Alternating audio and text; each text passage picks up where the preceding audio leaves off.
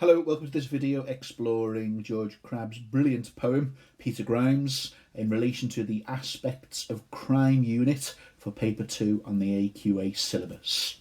This is going through maybe the first 130-ish lines of the poem. We'll break this analysis up into 3 videos just to kind of pace it out and give you different areas to build up to in what is quite a long poem, but also an absolutely brilliant poem.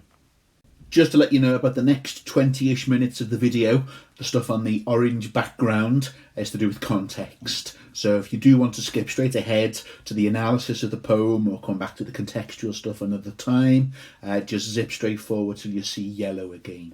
Okay, on we go. Okay, in these orange slides, I'm going to go through some overview stuff, some context stuff. I'm not going to read through all of that. I want to get on to the annotation and analysis of the poem as quickly as I can. So there's a quick summary in terms of plot points and what happens in the poem. I'll leave that on screen for a few seconds.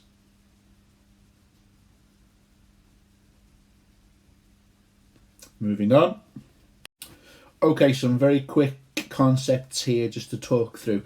These are helpful in terms of AO3 context, but remember in an exam like this, the key contextual things to talk about is or are the ideas within the genre of crime. So literary context and what the text does with and how it uses these aspects of crime.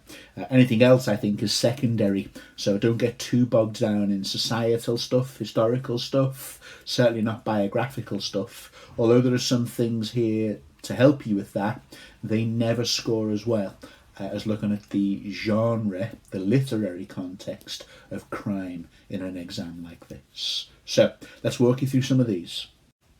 So the first one, the pastoral, is a style of literature in which we see lots of nature presented in an idyllic way, or a pastoral idyll. IDYLL. So you're basically looking at this kind of blissful existence of simplicity, rural life, harmony with nature, all of those kind of ideas. And that tended to be a bit of a tradition by writers before George Crabbe.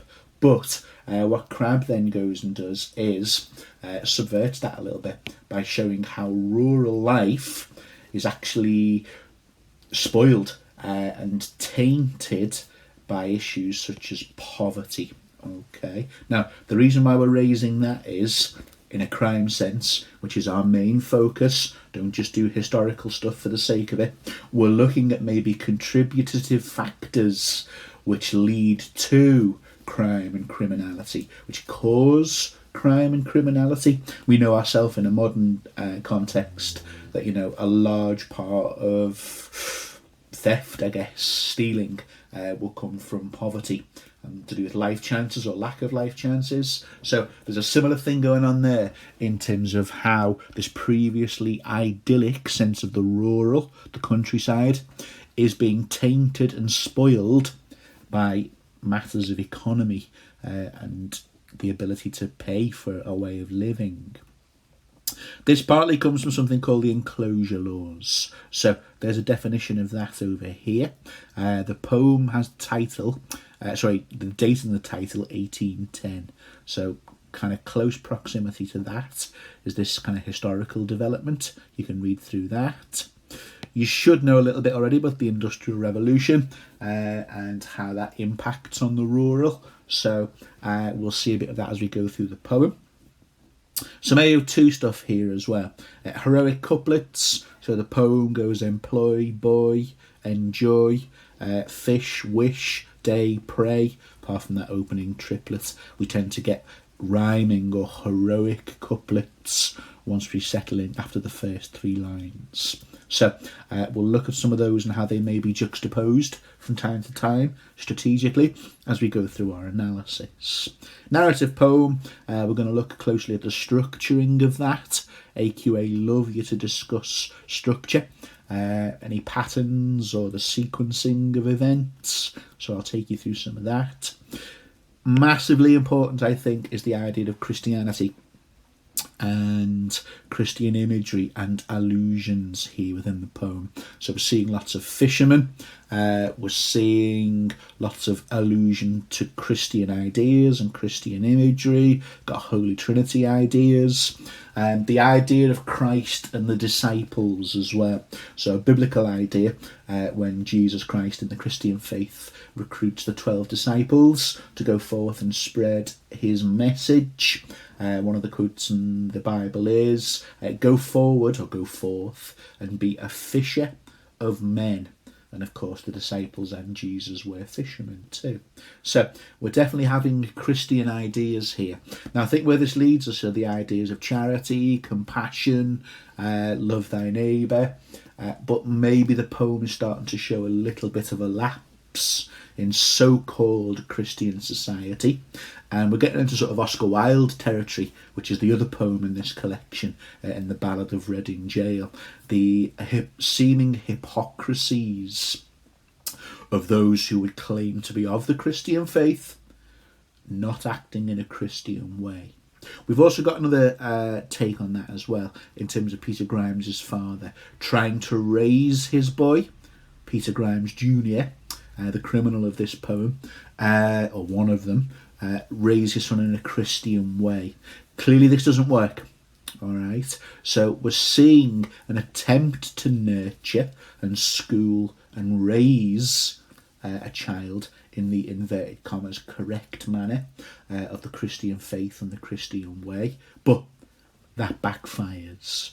The young Peter Grimes almost rebels or goes in the opposite direction as a sort of resentment of that. So we'll get into the ethics of that when we look at the poem, particularly in the opening section.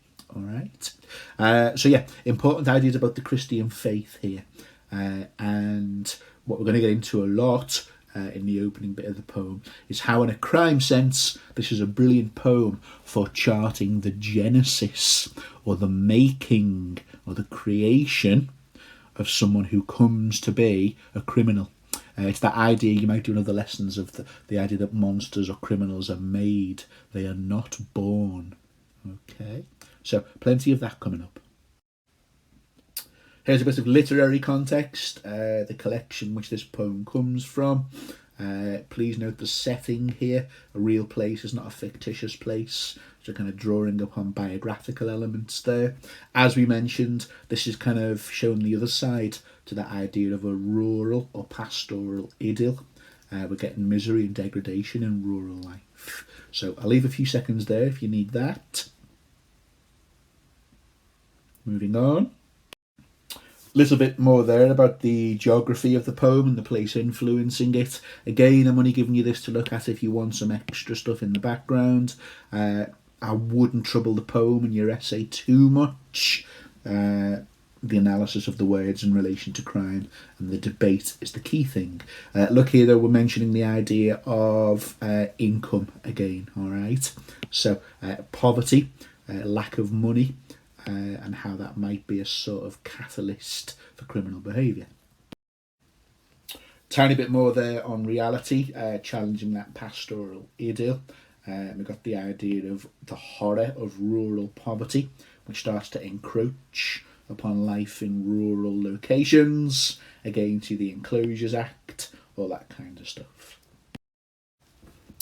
Have a little read through here. I'll pause this if you need, leave a gap if you need to pause this and look through this.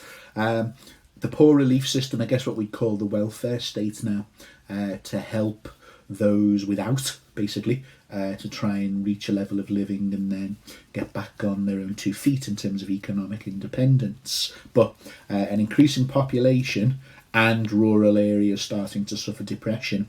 This kind of pot of welfare money, the poor relief system, is under massive strain and cannot stretch to all. So crime and poverty again.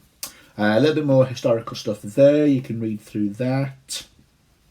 Here's the Industrial Revolution. The changes in manufacturing, begun in the textile industry, provided another area of employment for families. Look at this word here, an apparent escape from the difficulties of the countryside. So the city, urban spaces, manufacturing seems to be some kind of salvation or route out of poverty. But I don't know, a 2-minute search on the Industrial Revolution will obviously show you the horrors of manufacturing, something later shown by romanticists such as the brilliant William Blake.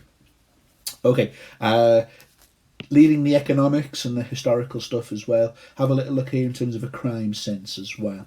So in many of these crime texts, we're being encouraged to see the criminal, the kind of, the dangerous, the psychopathic, the warped, the deadly, the murderous, from another perspective. Not in a way which exonerates them or removes them from all sorts of blame or culpability, nice words to use in an essay, but to understand that criminals are born. They're made, they're not born, other way around, sorry. So, Grimes is a villain, no two ways about it, but when you look at the contributive factors, we also need to see something which leads to, doesn't excuse, it maybe tempers or balances how we regard the criminal. Examiners like to set essays in these kind of regions. The criminal is to blame. They just do evil doing because they have a terrible nature. Well, no. Terrible natures are kind of forged or brought about. We're all products of our upbringing to certain levels or degrees. So there's a claim there. Crabbe's poem is as much an indictment, a criticism, a legal sort of judgment of society as it is of Peter himself. We'll return to that. Little bit of sort of literary and cultural context there. Criminals in writing, in fiction, start to be come of interest and a hot sell really in terms of Georgian England around this time. Quick reference to drink there, which is mentioned in the poem. Obviously, even something that goes to modern contexts today. There tends to be a link and a cycle between poverty, lack of opportunity, and I guess what we'd say now is substance abuse. Very prevalent in lower classes in terms of drinking to excess and, chemical dependency and alcohol problems. Nice little quote there from Daniel Defoe, who also wrote Robinson Crusoe. Last three things on context here very quickly. So there's an interesting statement and an interesting question to pose. If a society says and does nothing of a crime they are all conscious of or aware of, does that justify the crime? So we're going for this idea of culpability here. Culpability and also complicity. They're good words to use here. Culpability just means blame. Latin phrase culpa. So blame cannot just be attributed to one person alone. Yes, they can be the main exponent or the main criminal, but again, it's about seeing a more holistic picture of how the criminal comes to be. In terms of complicity, it's the idea of being an onlooker or not acting. Okay, so if I witness a car being stolen and just look at it and whip out my phone and record it, and not do anything with the evidence, then in a way I have a degree of guilt. I have done nothing to stop it, report it, or bring anyone to justice. That's what we mean by complicity. You're guilty by association. Not as guilty as the thief, but there is still more blame and culpability to go around. Nearly done with context. Here's a quote from Crabbe's son. So there was a real life sort of inspiration for Grimes in the poem. A fisherman from Alderberg. I'm never quite sure how you meant to pronounce that. It is a real place. But interesting here from the son. So, Crabbe himself described his own character as a man untouched by pity, important crime ideas, unstung by remorse, guilt, and uncorrected by shame. Okay, and then there's a little clue at the name for a bit of AO2. Even his name evokes crimes and moral griminess. Okay, so many people liken Crabbe to sort of Dickens, or Dickens as being very like Crabbe because Crabbe came first. Dickens is a fan of having names being aptonymic of a character's nature. All right, we've got the same here. Kind of Peter Grimes, some kind of conflation of crime and griminess. Dickens is also a fan of having the exterior of a character mirror their inner nature. So you get that a lot in things like Great Expectations, David Copperfield, all those famous Dickens characters. I just want to mention this in particular as well. We're getting towards the idea of religious ideas again. Pity, remorse or guilt, and shame, but uncorrected by shame. Implicit in that is the idea that being ashamed of what you've done corrects you. Think Scrooge again, to be a bit sort of Dickensian. So, and we obviously do see a haunting in this poem to try and correct and redeem and restore or change or transform, all very kind of Scrooge and Dickens ideas, because of the idea of your own sins. So it's very possible to see this work on a poem which kind of is also very similar, The Ancient Mariner, a narrative pattern of sin followed by punishment, or the sin incurs or brings about the punishment, and then ideally leads to redemption. We'll see how true that is in terms of this particular poem. But I wanted to bring that up in terms of religious ideas and the Christianity stuff we've mentioned. So building towards religion, retribution. We might call that karma today. So if you've done wrong, then punishment is deserved, and you will feel that. Okay. And salvation ? Getting towards an idea of another text we do, which is atonement. Okay, so can your guilt for what you've done previously transform you into a better human being because you wish to atone and make up for what you've done? Okay, and they're key aspects of crime. Try not to say themes. Themes is a bit GCSE-ish. We're dealing with aspects or ingredients of a genre here. So it's best to say aspects now at A-level. And finally, some stuff on AO2, which obviously we're going to illustrate when we get into the analysis. So please be aware it's narrated from the perspective. So much of crime analysis is about perspective, not just narrative perspective, but who we see and witness events through. Their role. Are they just an onlooker? Are they complicit? There's that word again in the crime. Are they directly responsible for the crime? As in many of your Browning monologues, yes. Here, though, we've got third-person omniscient narrator, and there is discernible bias trying to shape the reader's opinions at various points. I'll flag them up to you.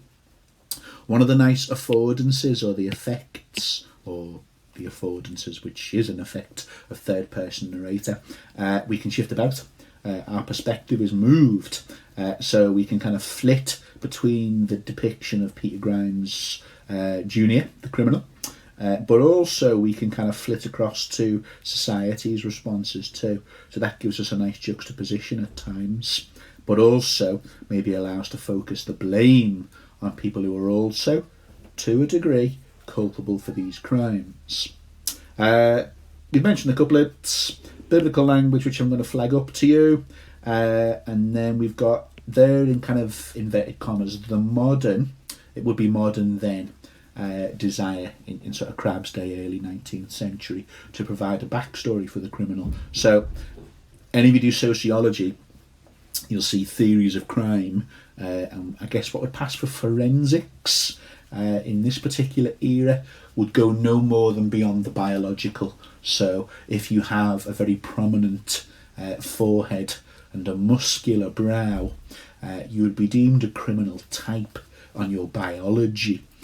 Here we're not seeing it as a biological thing, some kind of innate trait of our DNA or our makeup.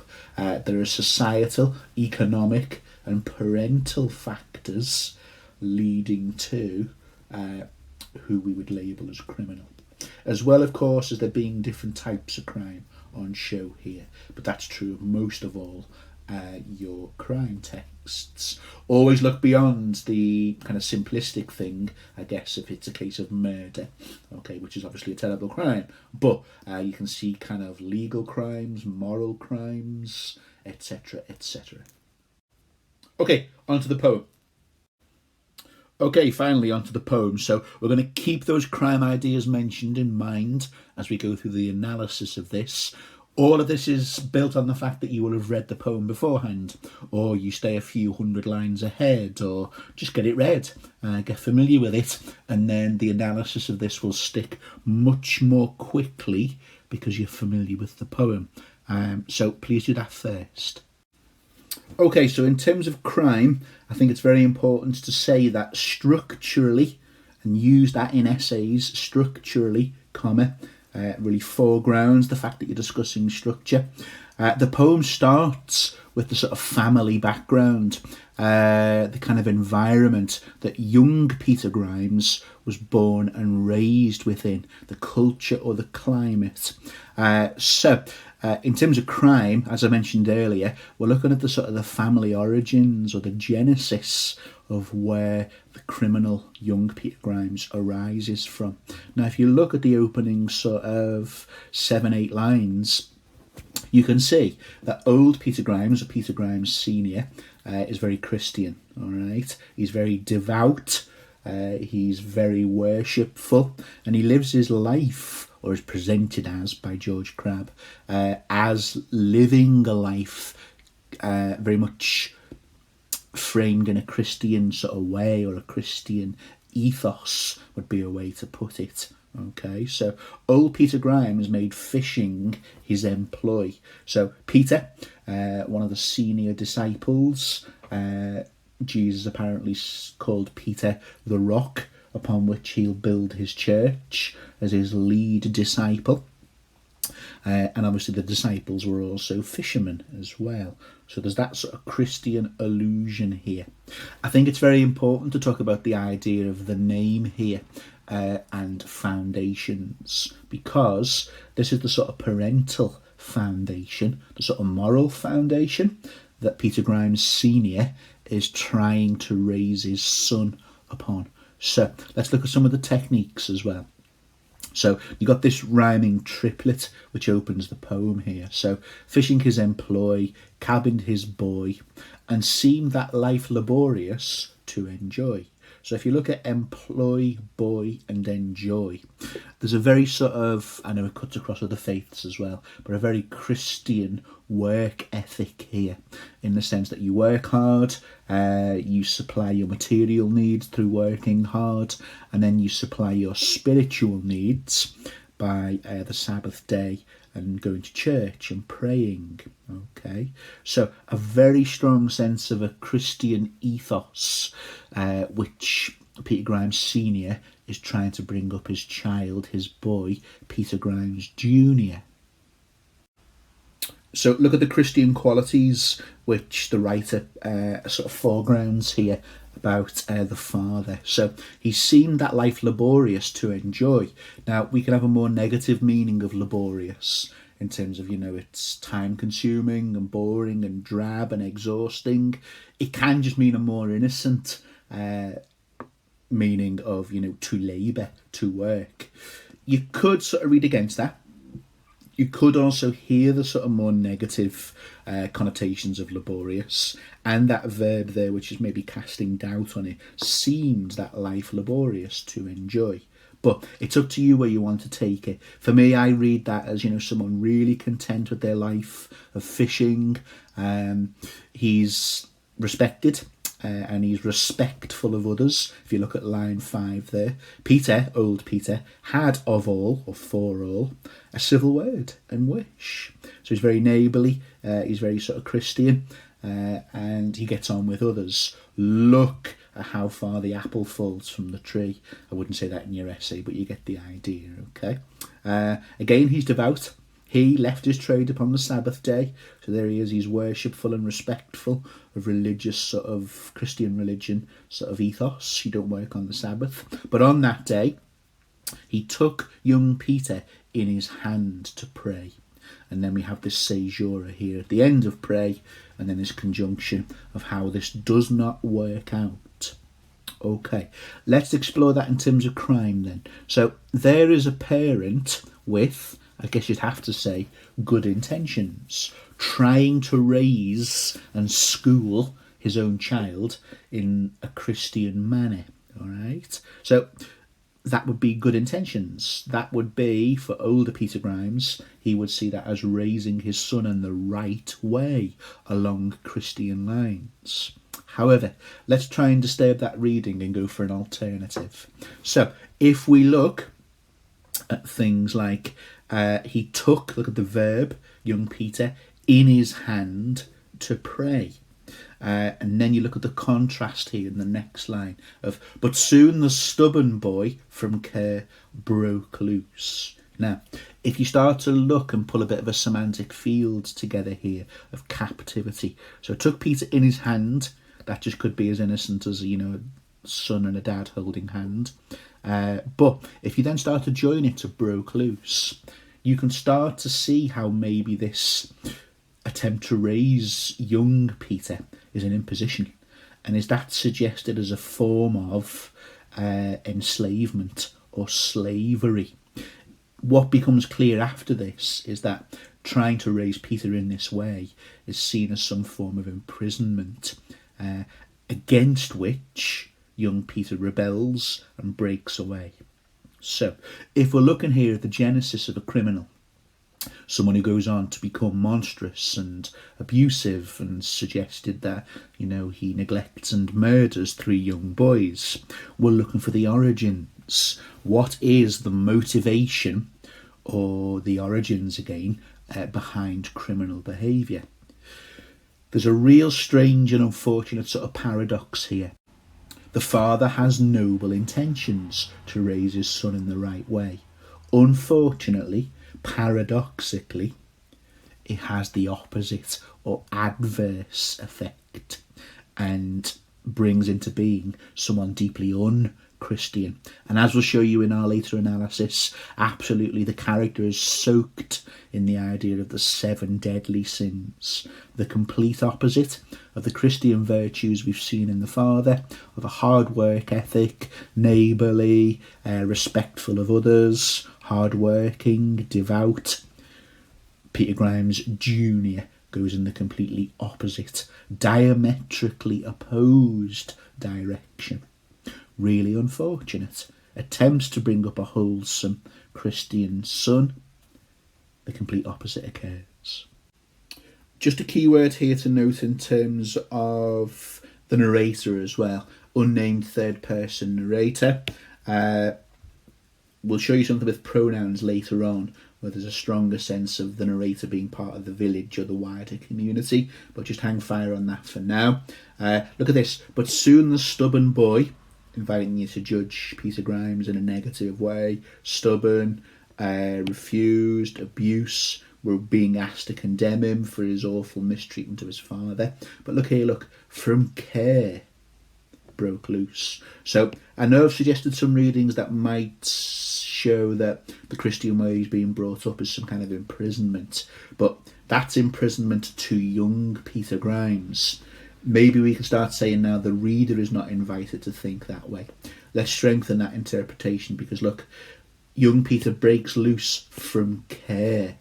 Now look at the catastrophic results and consequences structurally which follow on from breaking loose, which again has connotations of freedom, but he's breaking loose from care. So maybe there's young Peter Grimes' mindset. Don't want to listen to church, don't want to go to church, don't want to hear prayers all day. But there's maybe that kind of idea that, well, you hated it at the time, but this actually was the best thing for you. A loving and caring environment. So just to reinforce that, you've got broke loose in your heroic couplets, rhymed with abuse. And that's abuse and sort of bitterness and scorn young Peter shows towards his father. But you can see that maybe as being, once he's outside of that protective sort of environment, then the woes of the world start to attack, and young Peter is vulnerable to that. So look, his father's love he scorned, his father's power defied. So again, you're being sort of unchristian. 10 Commandments, honour thy mother and father, all that kind of thing. So again, more unchristian behaviour being shown here. But by being drunk, so no concept of his age here. We don't need to go there in terms of this poem, but we're starting to get into the idea of wrath. Becomes extremely angry when he's drunk, and sort of gluttony as well. So indulging in pleasures of the flesh, in terms of appetite as well. So we're getting the 7 deadly sins start to emerge. We're going to see sloth later as well, because he's bone idle, of course. Straight away, we get a sudden leap here. So father here, young Peter rows with his father, being drunk, and then we switch straight to, very abruptly, young Peter wept sorely when he, his father, died. Wow, okay. So the narrative sort of moves on very quickly there and goes straight to the loss of his parent. Consequences, repercussions of this. So we're starting to see guilt. Always a useful thing to consider with your crime texts. How it manifests, the effects and consequence of it upon the psyche of the main character or the criminal, Brian Tallis, etc., etc. Yes, then he wept, and to his mind there came much of his conduct. Okay, so we can establish that Peter Grimes, we'll just say Peter Grimes now because the father's gone, has a conscience. Okay, now it's what you do with a conscience. Hopefully you never have had a terrible guilty conscience, but the effects of it are very interesting to explore in terms of crime fiction. Look at your couplets here. It doesn't always work. They can't always be made to say something deep or revelatory, but you've got your rhyming here of came and shame. All right. So there's that idea that maybe your wrongdoing, it's unavoidable that some sense of guilt will then be triggered at some stage, or arise or occur at some stage. Came and shame. It's almost like a process, an inevitable process. And we really will see Peter Grimes haunted and plagued by his own sins as a form of punishment. Remember I said earlier the kind of narrative pattern of sin, punishment and redemption. That's very useful for this narrative and its structure. But the bias of our narrator poking through again. So good old man, all right? So again, not a criticism of the way the father has tried to rear the son. Instead, we've got the narrator siding or colouring or shaping how we view both men. The good old man who was being reviled. He offered care, all right? He was quiet, civil word to others, hard work, and etc., etc. This was undeserved or unjust, but out of that unjust behaviour comes this sort of retribution of guilt and shame to plague Peter Grimes. So if we move down a little bit here, again we can see the disastrous consequences of good intentions upon the raising of Peter Grimes. So his father's love he scorned. Yes, he wept, there's the guilt. And never paid the duty of a child. Again, sort of honour thy mother and father, the 10 Commandments. Look here at line 16. How when the father in his Bible read, he, young Peter Grimes, in contempt and anger left the shed. So look at how this triggers sort of an aversion to anything sort of Christian, being raised in a Christian way. Father reads the Bible. The outcome of that is contempt and anger. So we're also getting the 7 deadly sin of wrath there as well. So an unfortunate aversion or reaction to that. Look at this leaving of comfort again, or this kind of nurturing environment. Left the shed, broke loose from care. Up here at the top as well, cabined with him. So this loving, nurturing environment, young Peter sees it as release or freedom. However, look at the world that he's about to enter into because of his sort of petulant reaction and rejection of this family environment. So we have further depiction of this wrathful nature of Peter Grimes. So we're looking at hot spirits, boiling blood, furious speech, plenty of that there. So we've also got some examples of religious language as well associated with this. I should have mentioned rage in that kind of semantic field of wrath as well. We've got impious anger and sacrilegious blow. So impious, sort of ungodly, all right? So absolute, reinforcing that idea that he's outside of any kind of religious influence to save his sort of soul, really. Sacrilegious, a sacrilegious act is also against God, okay? It's a kind of a rejection, an affront, a sin directly towards the idea of God or your faith, and obviously clatters his dad around the head. So the sacrilegious blow, it's sacrilegious because it's not honour thy mother and father, and also it leads to, eventually, the death of the parent. So his father dies as a result of this kind of clout to the head. Interesting in terms of the narration here. So all that stuff for taken in hand and, kind of the idea of slavery. From Peter Grimes' perspective, this is liberating himself. So look, to prove his freedom and assert the man. So kind of stepping beyond the shadow of his father and asserting himself. So becoming a grown man and moving on and moving away from this. And then some classic crime ideas here, okay? So you have the idea of sort of sin, incurring or bringing about, hopefully, not always. We see many criminals in texts we look at who are beyond or above the law. The Duke, Porphyria's lover, so they're important to remember. Paul Marshall in Atonement is worth thinking about as well. But here we have the father saying, if thou art old and hast a son, thou wilt remember me. So we have this idea of being haunted and plagued in terms of your conscience, but also with some visions we will see later. So the final words of Peter Grimes Senior. You didn't kill your mother. Heaven spares you the double crime. So the implication being, when you've got one against your name, the murder of me. Patricide, okay, the murder of a father. Look at the rhyming there of time and crime as well. That would reinforce nicely that idea that sin incurs punishment, that it's a matter of time, or future hauntings. So linking of time and crime there, I think, has that idea of a deferred punishment put off till later, but it is coming. It's like in the post, it's on its way. All right. One thing to mention here, the father is talking about if Peter has a son himself. Now he doesn't. There's no second or third, beg your pardon, Peter Grimes Jr. In a way, though, he does hast a son. He has 3 of them. Very important in terms of Christianity, in terms of God the Father, God the Son, God the Holy Spirit, the Holy Trinity.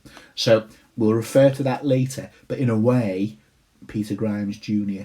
does have several sons, and they're a key step towards this idea of sin leading to punishment. Just on that, look at Dad's final words.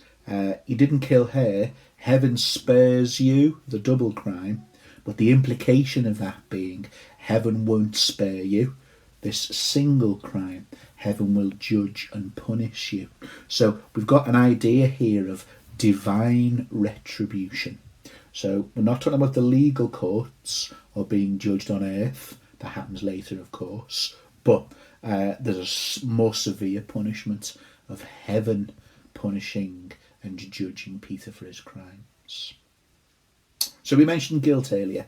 What do you do if you're plagued with a guilty conscience? Well, it seems we have the demon drink on an inn, and he goes to a pub, his maudlin grief. This he resolved and drank for his relief.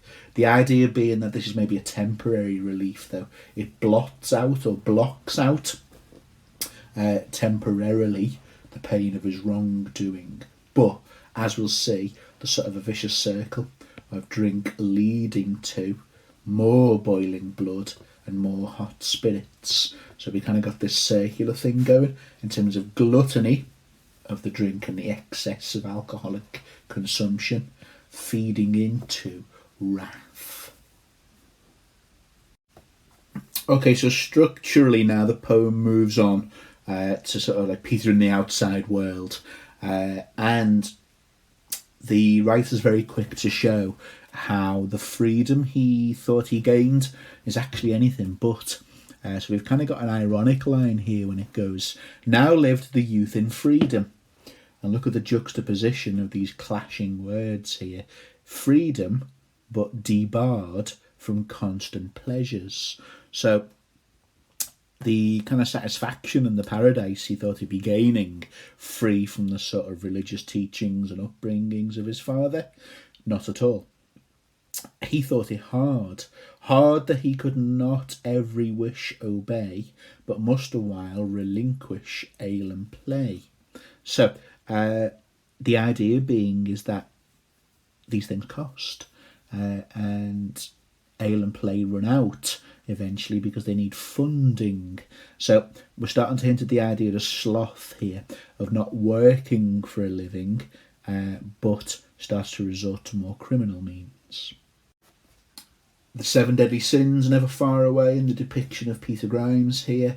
So we're looking at the sloth there, but must acquire the money he would spend. Oh God, imagine that, having to work for the money that you would then want to spend. We've got ale, we've got cards, so we're getting towards the idea of avarice here, which in a way is a kind of greed, but not in the same way gluttony is. Gluttony is about excessive consumption. Avarice is to do with kind of spending, greed, and always coveting and wanting things. But money needs to be found and earned, so he doesn't like that side of it either. Okay, so we're going to go for two sort of contradictory readings here, which I think gets us towards a sort of ambivalence, a mixture of feelings here, depending on which perspective you take in relation to crime and criminality. So, if we go with a bit of sort of Christian reading again, an allegorical reading, Peter Grimes has now removed himself from kind of a loving Christian family unit. He's attending to his kind of material needs. So he shunned all the religious kind of upbringing when he said, this is the life itself. So never mind it's the word of life. This is the life itself. So he's chosen to sort of feed himself materially and material appetites, as opposed to spiritual upbringing his dad was trying to instill in him. Now, when that happens, look at the consequences here. Here he is indulging every vice and pleasure and kind of non-religious passion. The vices, so ale, play, gambling, and now we get to stealing as well. If you're in any doubt about the 7 deadly sins, we get that here as well with the greedy eye he looked on. Now, so there's kind of condemning. But when we bring back the stuff we mentioned in the context about the enclosure laws, is Crabbe starting to suggest that, well, who owns land anyway? Who has the entitlement to then say this area of nature, a river, a field, an orchard, a farm? Slightly more tricky with a farm because I guess someone does live on that and own it. But who in theory owns, in inverted commas, orchards or, animals that roam around or fish in the water? So although we're seeing this kind of descent almost into like an animal here because of criminality with Peter Grimes. So if you look for things like Peter Grimes sought for prey, but if you turn that back, that makes him a predator, kind of stalking down animals. Look at his movements here as well in terms of criminality. He fled. There's guilt in that verb. All right. Then we also got things like, let's see here, We've got glided, which goes nicely with that idea of fled. So this criminal sort of movement. He's becoming almost less than human or subhuman here. And I think that all leads to this, where as these wrongs, this criminality to greater numbers rose, there's an idea in there that crime leads to more crime. The more he looked on all men, mankind, his fellow man, as his foes. To reinforce this idea of Peter becoming unchristian and less than human or subhuman, he built a mud-walled hovel. Okay, so think about the journey so far. Rejected and shunned and chose to leave a loving family unit. Look at where he is now. Covered in vice and 7 deadly sins. Becoming alien to fellow man. Alright, not a very Christian idea. Resulting in this kind of subhuman existence of a mud-walled hovel. So, in the same section where you can see Crabbe wondering who has the right to decide what is criminal, who has the right to decide or determine possession and ownership. Depending on the argument you want to make, you could make both if it suits the question you're answering. We are seeing this debasement, this kind of lowering, so a judgment really on what criminal behaviour does. We become less than human when we resort to such criminality and vice. Just prior to that, we've got here a little nod towards the lack of kind of legal punishment. Currently, at this stage in the poem, he knew not justice. He's outside of the law, or the law hasn't found him yet, and he laughed at the law. You might see an idea of tempting fate there, given what does catch up with Peter Grimes later in terms of retribution, punishment, judgment. But at this moment, he's enjoying and revelling in this kind of subhuman behaviour. That will change, of course. Final things here, it's repeated that satisfaction is going to be denied to him. Debarred from constant pleasures, so he indulges in all sorts of appetites and vices. But then we have, he wished for one to trouble and control. No success could please his cruel soul. So yet again, satisfaction is denied to him. So what's the next thing you identify as the recipe for happiness? Someone to bully. It seems, for he wished for one to trouble and control. He wanted some obedient boy to stand and bear the blow of his outrageous hand, and hoped to find in some propitious hour, it's a fortunate hour, a feeling creature subject to his power. Now, conduct your own theories here about why he settles upon this. Is it some kind of resentment, really, at how he felt he was controlled by his father? So this is why maybe he hits upon the idea of someone else for him to now control. They say that, don't they, that people who are abusive, it's likely that they have been victims of abuse themselves. It's a horrible thought, but there's that sort of cycle of abuse, a repeated pattern. I'm not a psychiatrist or a psychologist, but that seems to me a plausible reason as to why Crabbe has Peter Grimes settle upon the latest thing which will satisfy him, and it's someone to enslave and be bullied over. The irony is, of course, what Peter Grimes sees as mistreatment and enslavement from his father was actually bound in love and well-intentioned. This, not at all. Okay, so the location of the poem shifts here. Peter Grimes has heard they were in London then, miss out that clause for a moment, workhouse clearing men who would offer up toiling slaves of piteous orphans for a trifling sum. Now, please be aware here of an important distinction. I guess for all crime fiction and crime literature you may look at, this particular act of acquiring working boys for a small fee is, by the letter of the law, legal. It is not against the law at this particular time. However, we're going to look at now plenty of, justified outrage at this sinful, exploitative, and abusive behaviour, but which is still legal according to the letter of the law.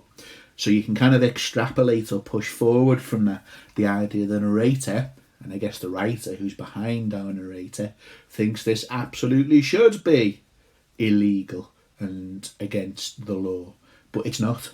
So from that we have a critique, a condemnation of a society and particular individuals within it who condone and practice this abhorrent and disgustingly immoral, I might say amoral, beyond any morality at all, behaviour.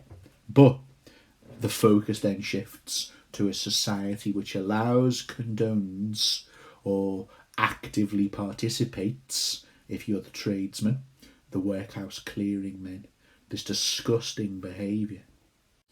So just before this we were speaking about the debasement of people who legally are not criminals. As we just said, they're allowed to do it, but they're almost subhuman. They're below humanity because of their sinful, exploitative and abusive actions. They should be labelled criminal according to the writer, and certainly the narrator.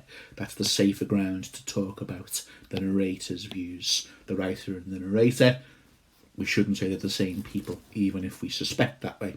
So, if we look at this extra embedded clause here, there were in London workhouse men who did this. Here's the narrator's outrage and disgust. Still have they being. It's still continuing now. Alright, so sort of the narrator's strong anger and sort of incredulity. I can't believe it. And disgust at this. Look at these sort of subhuman, exploitative sort of agents of capitalism with sort of the Industrial Revolution. So these workhouse clearing men, they are undisturbed by feelings just. So no sense of justice or fairness. And they don't have kindness within them at all. So a minute ago we saw Peter Grimes living in a mud hovel, and the idea that he is kind of subhuman now because of his disgusting lack of morals or principles. Same here. I think the implied criticism is these exploitative employers, or I guess you could say slave traders, that's not an unjust or an inaccurate way of describing these people, are also becoming less than human by their disgusting actions.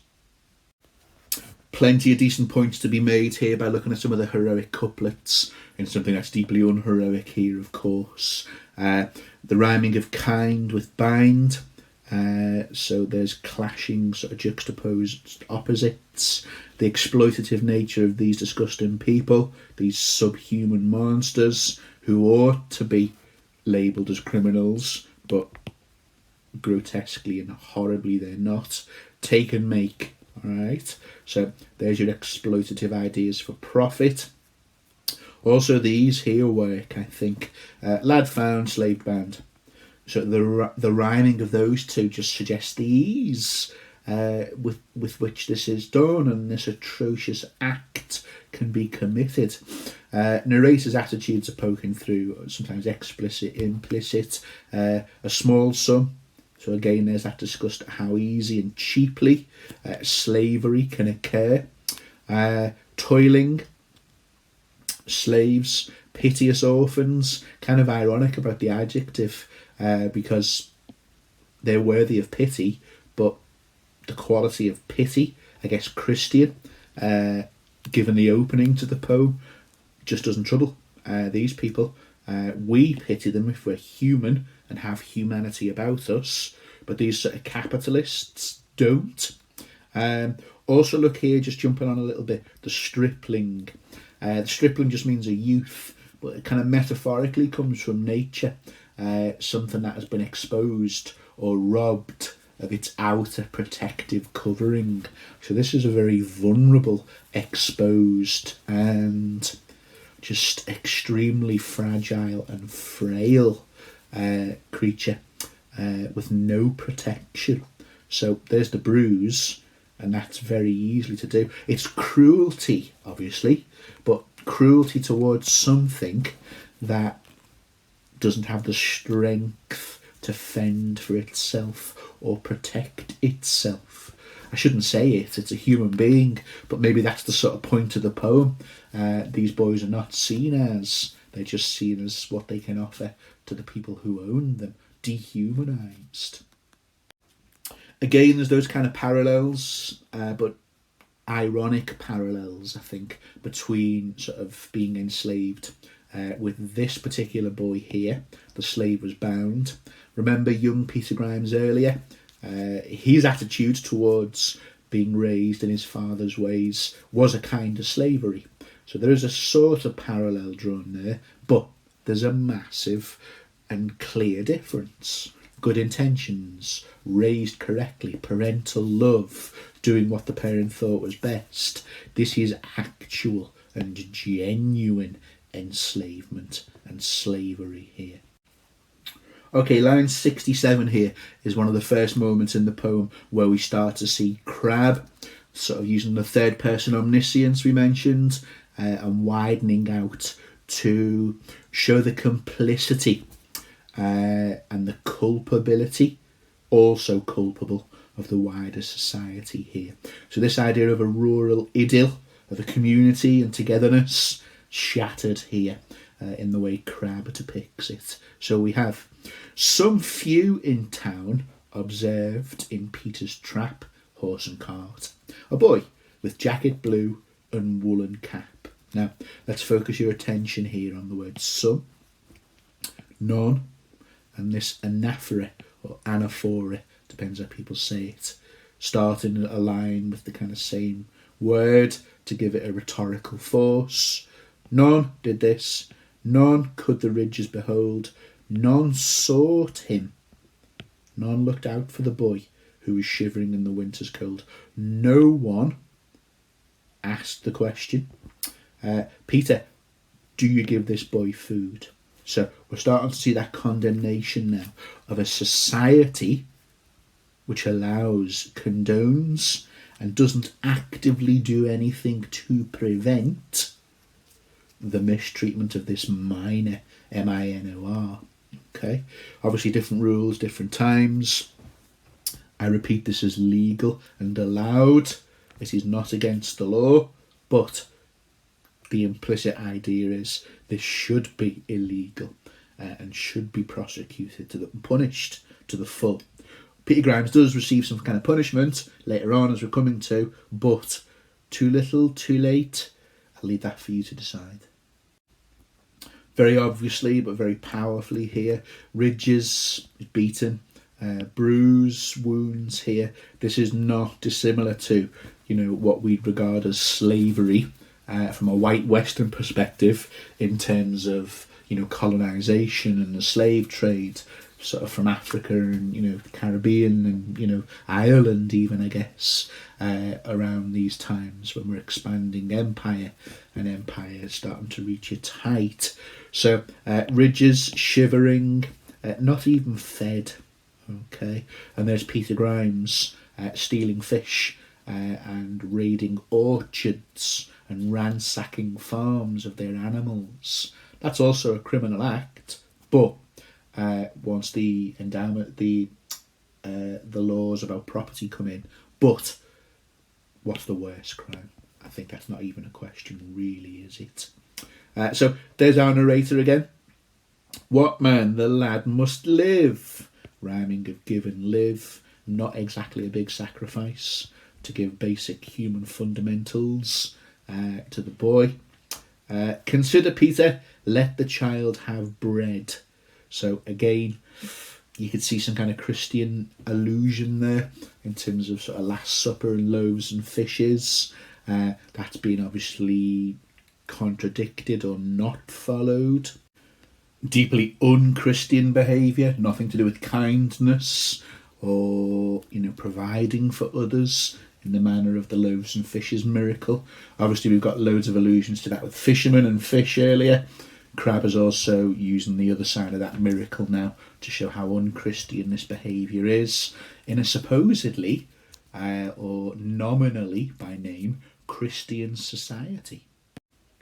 Even though this stuff is in speech marks, dialogue, I did deliberately say the narrator a minute ago. Don't let the speech marks fool you. The point is that no one said these words. No one asked these questions. No one in the village commanded Peter Grimes to feed the boy.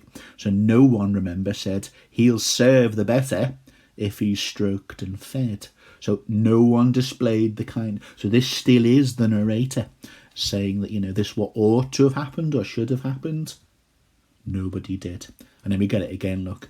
None reasoned thus.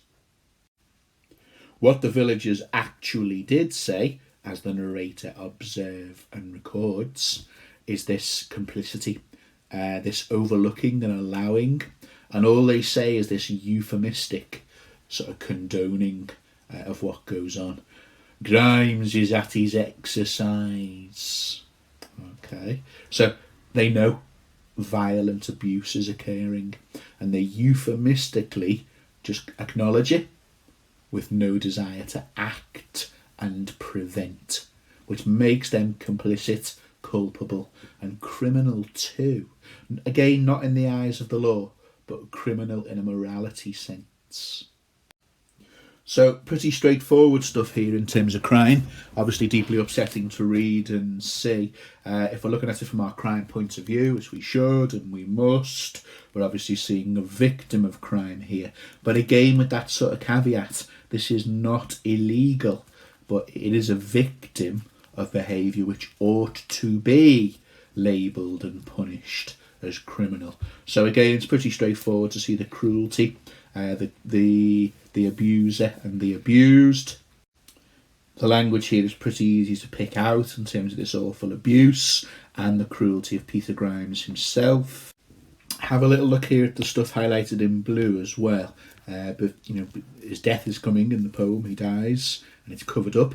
But as he's enduring this horrible torment, all the stuff in green, Crabbe has a couple of mentions of the boy tried to pray. But his supplications, his prayers up to God are in vain or not heard. Now, it's up to you how strongly you want to see that. Is that sort of questioning the belief and the presence of God in terms of allowing this grotesque behaviour to happen? Punishment is in different forms is due to arrive in the poem structurally, but at this point you've got to say there's nothing in terms of a sort of earthly justice or punishment for this, but there's nothing showing or happening in terms of a divine or a higher form of judgment and punishment towards this grotesque behaviour.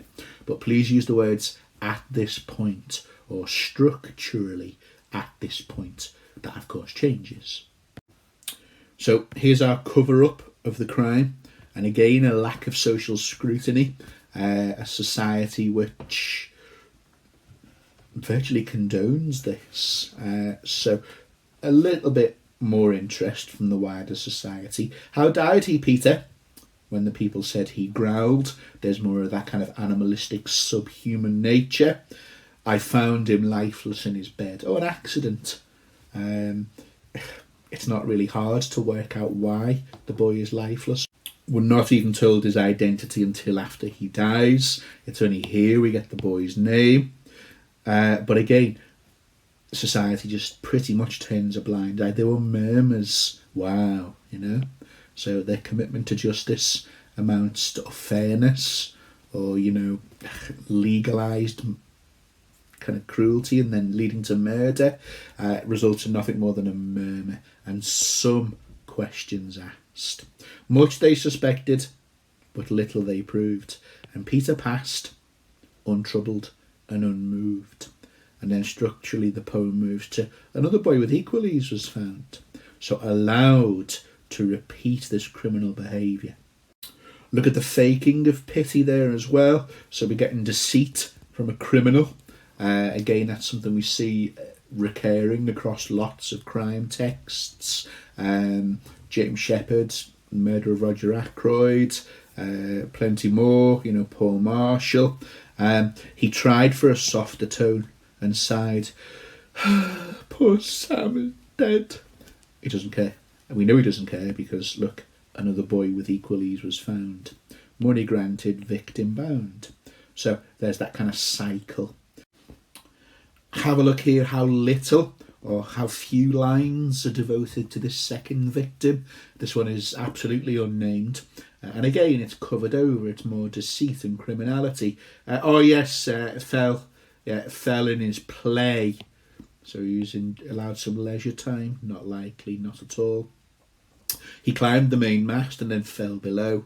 And then he produces the corpse and pointed to the blow where he allegedly fell from the main mast of the ship. We know who administered that blow, all right? So have a little look at the symbolism of this, please, as well. I'm not an expert on shipping, but there seems to be a well within the ship where any fish they've caught are kept until presumably they want to be eaten. But see that as symbolic of the boys themselves. So fish kept in a well, so captivity and imprisoned, very symbolic of the boys themselves. Think of that again in terms of that Christian allegory. It's supposed to be a fisher of men to recruit followers towards the faith of Christianity, not for enslavement and slavery. Last slide in this video now, in kind of one of part 3, I guess. We do widen out now to the sense of sort of earthly form of punishment in terms of the legal system. And we have here, what say the jury? They were long in doubt. So there's a sort of indictment and a judgment of the jury, okay? What takes so long to decide and come to the proper and correct judgment about this brutal bully and abuser?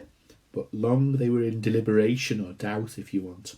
But sturdy Peter faced the matter out. So he's brazen, even though he's on trial and under scrutiny. No, very unrepentant and uncaring. So they dismissed him. Now, absolutely an indictment of the legal system here. How can you let someone so patently and obviously guilty of murder away with it? And they sent him out, saying at the time, now look at this, this is I guess what we call just a ticking off, a kind of, a wagging of a finger. Oh, don't do it again, you take a bit more care. What you like, you Peter Grimes, not fastening your hatchway, closing up the gates or something like that, when you've boys who climb. Oh, them naughty boys.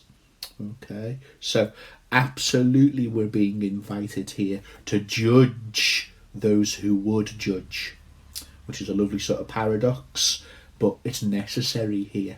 Those who would judge are failing. They're negligent in their duties by condoning and allowing again. So more than just one criminal in this poem. There's a main criminal, but the scope widens out to other people who are culpable and worthy of blame. We do start to see an important word here, though. This hit the conscience. So he does have one.